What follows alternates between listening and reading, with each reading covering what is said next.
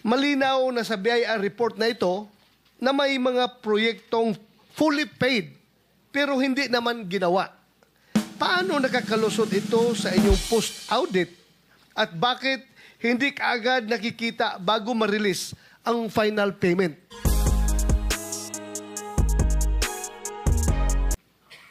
Can you respond to that, Yes, Mr. Chair?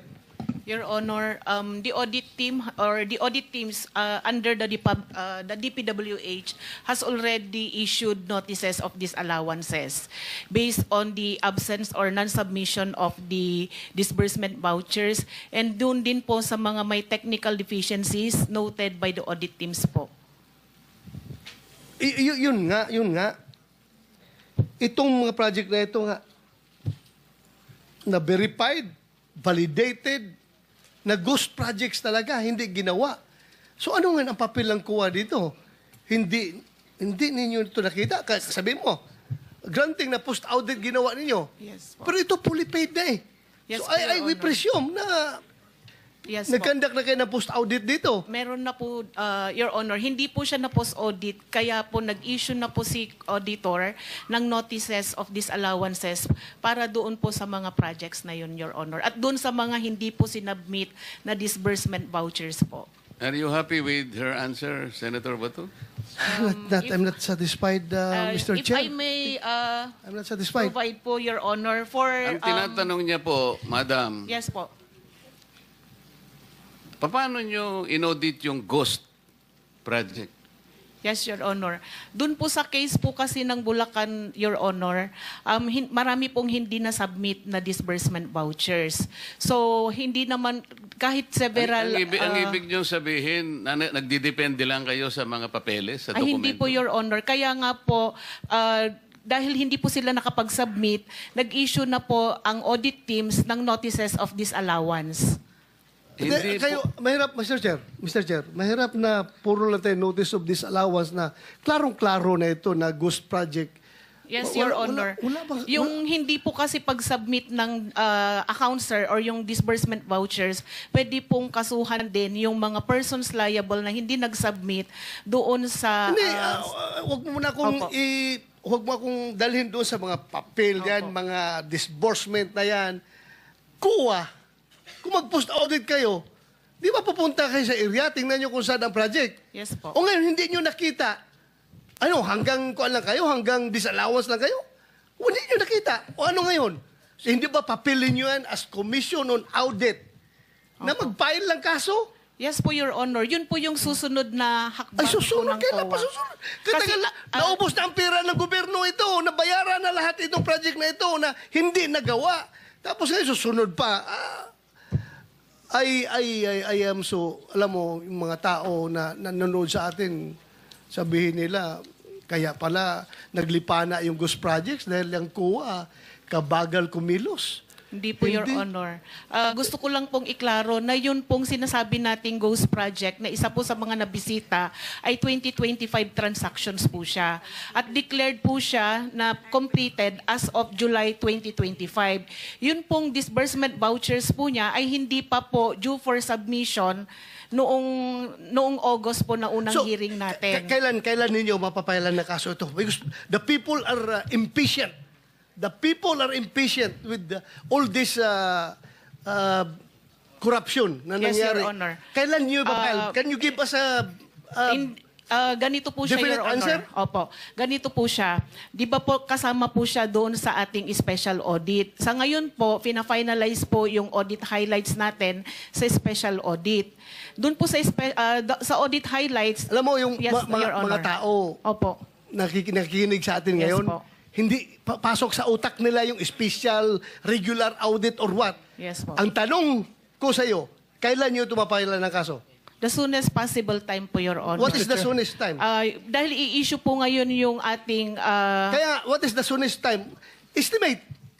this month po, Your Honor. This month. Opo. Mapailan nyo ito ng kaso? Opo. Ngayon, sino ang pwede niyong papailan ng kaso? Sir, based po doon sa audit, sir, yung mga... yung mga persons liable po, pwede pong management officials ng DPWH at ganun din po yung mga contractors po. Mr. Chair, So this, Ms. Matt, Interjection, Mr. Chair. if I may. sir, excuse me.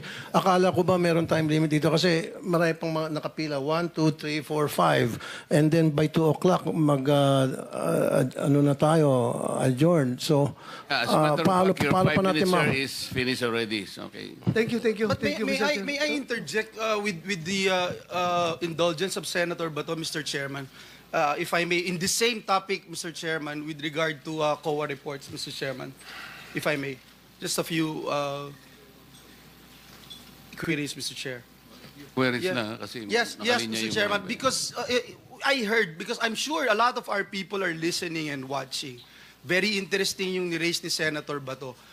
Ma'am, from COA, what's the difference between fraud audit and yung audit highlights? At binabanggit nyo, matatapos na po ito. Is that correct? Because that's the reason why the chairperson of COA is not here today, because he's finalizing it today. Am I correct, ma'am? Your Honor, opo.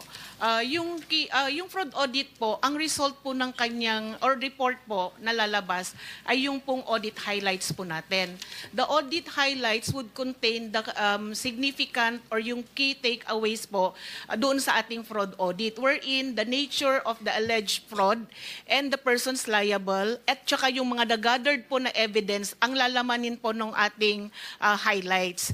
Kailangan po ng due process, sir, kailangan po munang ipareceive doon sa mga persons liable para po mag-comment po sila at magbigay din po ng kanilang panig. Yes, now I understand. Okay? So, si Senator Bato, tinatanong niya yun, dun sa audit highlights, dun makikita yung nature ng alleged fraud, yung evidence gathered, and the parties involved. Am I correct?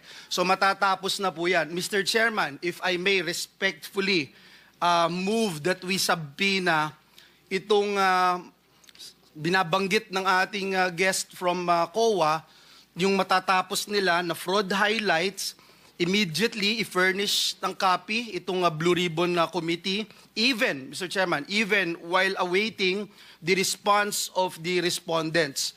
And also, once they responded, Mr. Chairman, we'd also like to subpoena the copies of the responses of the respondents as soon as they are submitted to COA. I so move, Mr. Chair.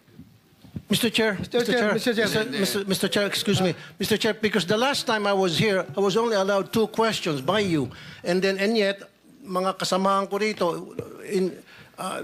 bilang respeto sa mga kasamahan ko, they were allowed na 1 to sawa. Dapat maging fair ka, Mr. Chair. Pag sinabi mong 2 questions, 2 minutes talaga, you have to stick with it. You're not being fair, Mr. Chair. I am fair kasi nandito ka sa... No, kasi nung last time, sabi mo sa akin, 2 questions lamang. Sabi mo 1 question. Sabi ko, tinitipid mo ako, sabi mo 2 questions. And now, pinapayagan mo kahit na ilang questions. Be fair, Mr. Chair.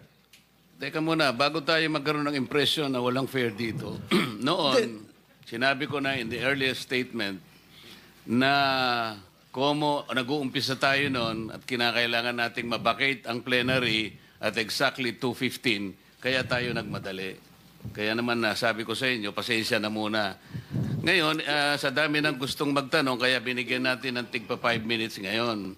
Kaya lang, I am following a schedule here. Ito pa yung nandito kung wala na si Senator Marcos, tapos ka na. Mr. Chair.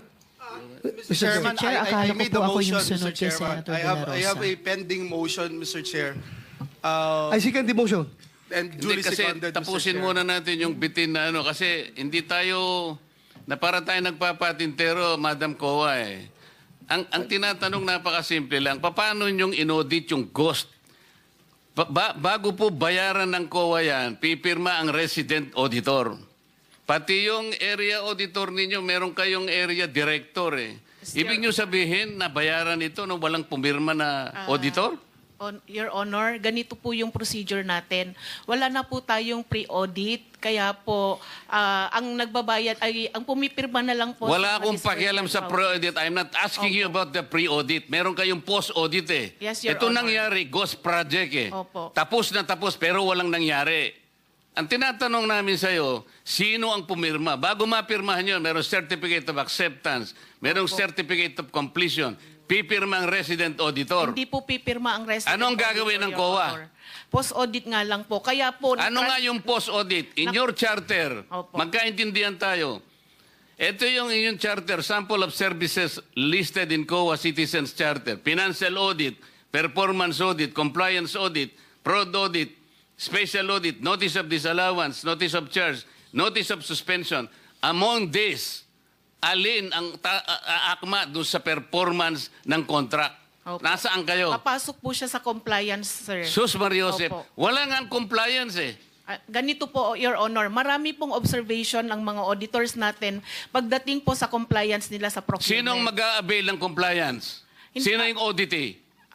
DPWH po sa case po natin ngayon, Your Honor. So anong nangyari? Marami pong observation ng mga auditors natin, sir, pagdating po sa compliance nila ng 9184. Kapag ba ang chairman mismo ang pumunta rito, he can present better questions than you, answers than you? Pareho lang din po yung isasagot, Your Honor.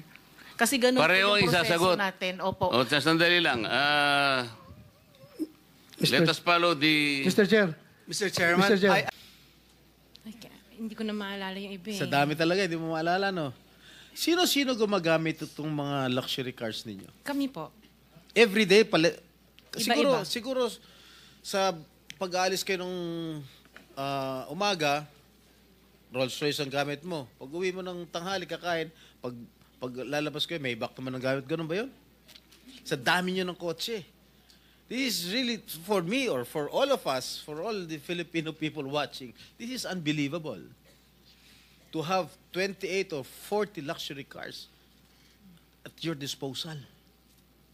Ngayon lang ako nakarinig na isang tao o mag-asawa na ganito kadami ang kotse na mamahalin.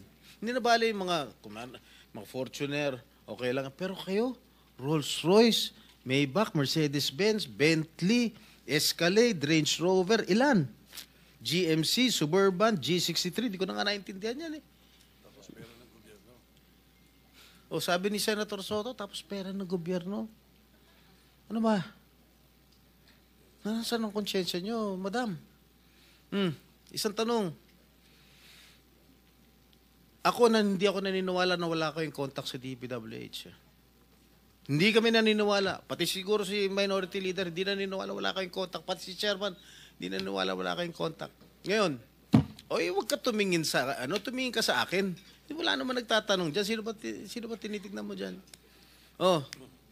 Magkano binibigay mong porsyento o advance sa mga tiga DPWH para mabigyan ka ng proyekto? Wala po ako binibigyan sa DPWH po.